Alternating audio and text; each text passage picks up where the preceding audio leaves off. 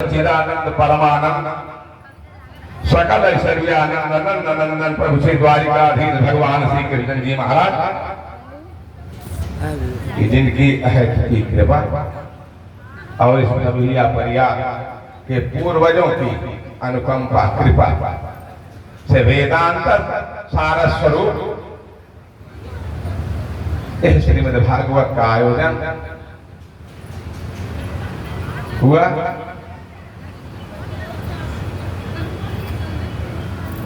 इस श्रीमद् भागवत की कथा में आज द्वितीय सत्र की वेला में समुपस्थित भगवत चरणानुरागी सज्जनों, श्रद्धा सीता सावित्री स्वरूपा देवियों, आए हम उस दिव्य बाकी झांकी का दर्शन करें जहां पर योगी बैठे हैं, ज्ञानी बैठे हैं, ध्यानी बैठे हैं, भैया ऋषि और मुनि बैठे हुए हैं, जहां पर देवांगनाएं विमानों पर चढ़ करके सुंदर कल्प वृक्ष के फूलों की वर्षा करती होती हैं, जहां पर सुंदर मंद सुगंध शीतल पवन प्रवाहित हो रहे हैं, जहां पर गेंदा गुलाब गुल मेहंदी गुलदावरी गुल दोपहरिया के सुंदर फूल फूले हुए हैं, जहां पर लहरियादार चांदी की तरह चमचमाती हुई सुंदर रजत बालू कण शोभायमान है,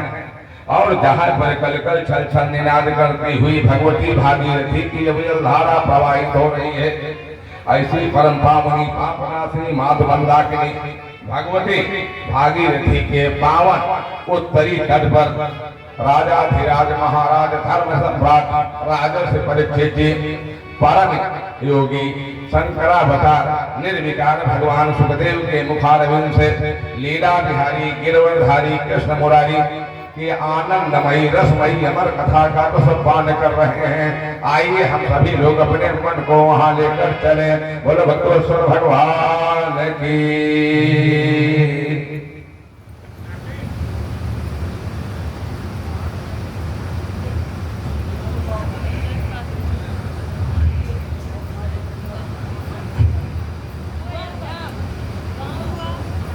महाराज परीक्षित ने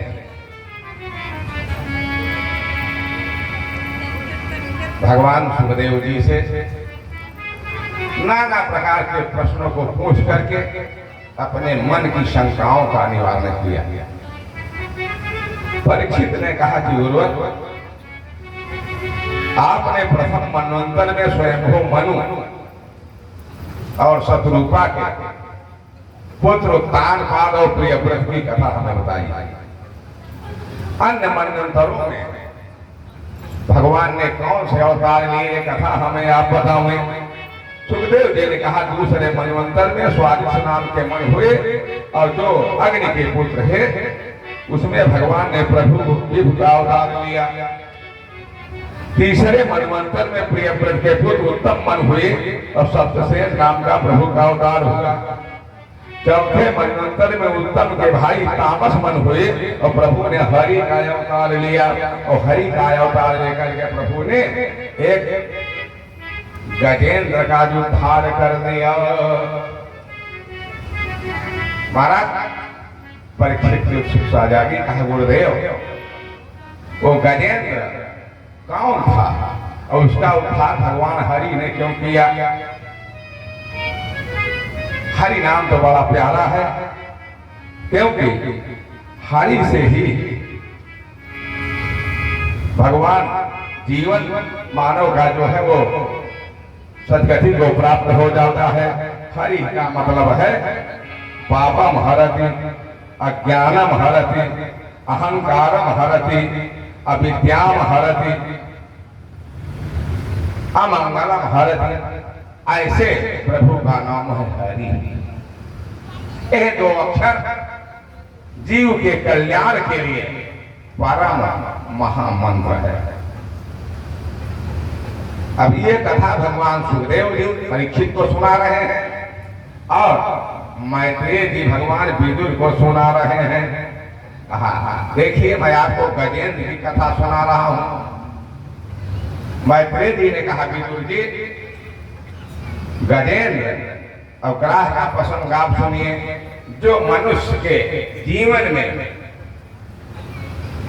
उसी के आधार पर उतरता है, क्योंकि मनुष्य गज की तरह मदमस्त होकर के विषयी होकर के घूमता रहता है, और समय आने पर काल रूपी जो ग्राह है उसे पकड़ लेता है, और जब पकड़ लेता है प्रतिदेव भगवान को पकड़ लेता है तो उस समय जीव का अंतिम समय हो जाता है, तो संसार से सारी आशाएं छोड़ देता है। इसी कथा के माध्यम से भगवान ने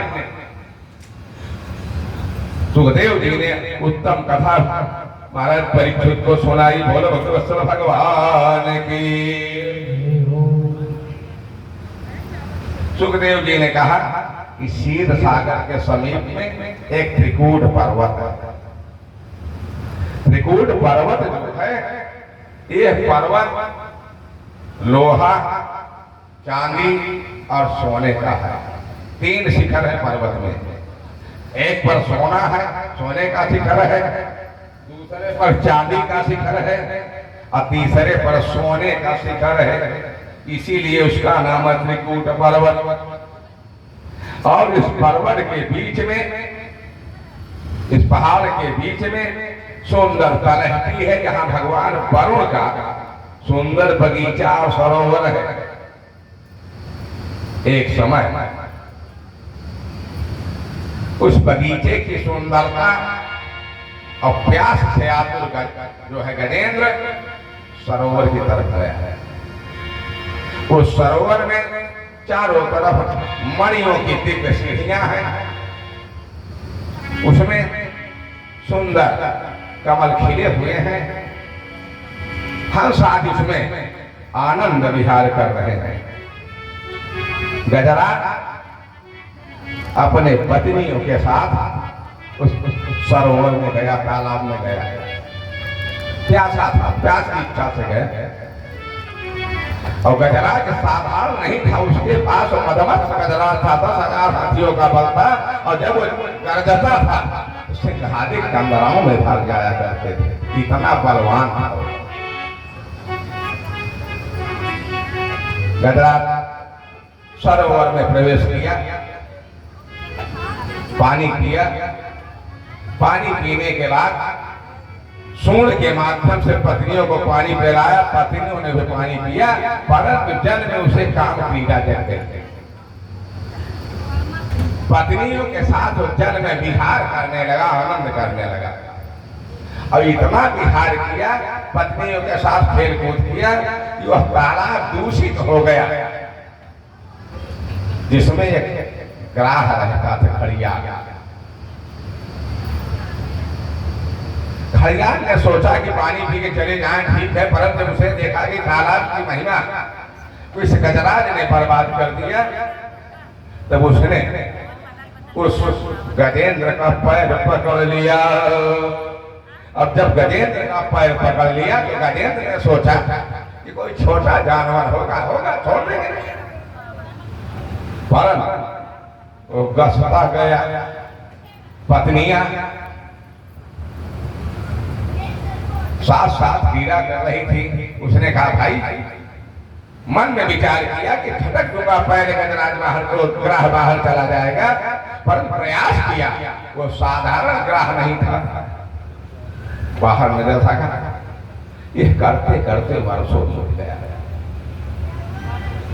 पत्नियां साथ छोड़कर जाने लगी। गजराज ने कहा, रे देवियों, मैंने अपने पराक्रम से इस वन में सारे जीवों को हटा दिया, हिंसक जीवों को आनंद के साथ तुमने भोग किया। आज मेरे ऊपर आपत्ति आई तो तुम हमको छोड़ के चली जा रही हो, आओ हमारी मदद करो। पत्नियों ने कहा कि पतिदेव बहुत मदद किया, सालों तो बीत गए, हम सूंड से सूंड लगा खींचते रहे, क्या आप के साथ हम भी अपना प्राण दे देंगे। अंत में सारी की सारी पत्नियां उस गजराज को उस जल में छोड़ करके चली गई। यही दशा हम लोगों की कि समय आने पर जब काल रूपी ग्राह पैर पकड़ता है तो गज रूपी हम सब, गजराज रूपी हम सारी जीवात्माएं जब उस समय त्रस्त हो जाते हैं तो सारा परिवार भी साथ छोड़ देता है। सारी हथियारियां चली गई। गजराज लड़ता रहा 1000 वर्ष तक। दोनों में भयंकर युद्ध होता रहा और अंत में गजराज पराजित हो गया, क्योंकि जल का जो जलचर है वो बलवान है जल में, उसने खींचा। अब उसके पास कोई सहारा नहीं बचा। जब किसी के पास सहारा नहीं होता तो उसके सहारा भगवान होते हैं। उस गजराज ने भगवान नारायण को याद किया, और जैसे नारायण को याद किया कि अन्यथा शरणं नास्ति त्वमेव शरणं मम तस्मात् कारुण्य भावेन रक्ष रक्ष परमेश्वर। उसने पुकारा, भगवान को याद किया, परंतु नाम नहीं लिया कि भगवान खड़ा देवता आ जाए। देवताओं ने सोचा जब हमें बुलाया नहीं तो हम क्यों चले जाए। गोविंद ने कहा, हरे किसी का नाम नहीं है, जीव के पालनहार हम हैं, उसने बुलाया तो हम ही को बुलाया है। गजराज की आर्तनाद को सुन करके गोविंद दौड़ पड़े, गरुड़ से चले, परंतु जब इतना बलशाली ग्राह खींच लिया, एकदम मुंह में पानी आ गया, बोलने वाला था, तो महाराज नारायण गरुड़ को छोड़ करके कूद पड़े। जब नारायण को आते देखा तो कमल का फूल लेकर के भगवान को हाथ करने लगा कि प्रभु हमारी रक्षा करें, और वो कहने लगा हे भगवान नारायण आपके अलावा कोई नहीं है कि नो सो धरो न जन को जननी न जाया नैवात्मजो न कुलम विपुलम बलम संदृश्यते न किनको विसहायको में तस्मात् त्वमेव शरणं मम दीन बंधो। हे दीन बंधु, मैं आपकी शरण में हूं, हमारी आप रक्षा करें। गोविंद आए और जैसे आए तुरंत गजराज को पकड़ करके जैसे बाहर फेंका, गजराज के साथ वो ग्राह भी जाकर के बाहर गिर गए। गोविंद ने अपने सुदर्शन के द्वारा ग्राह का मुंह फाड़ दिया और उस गजराज को बचा लिया। बोलो भगवत भगवान की।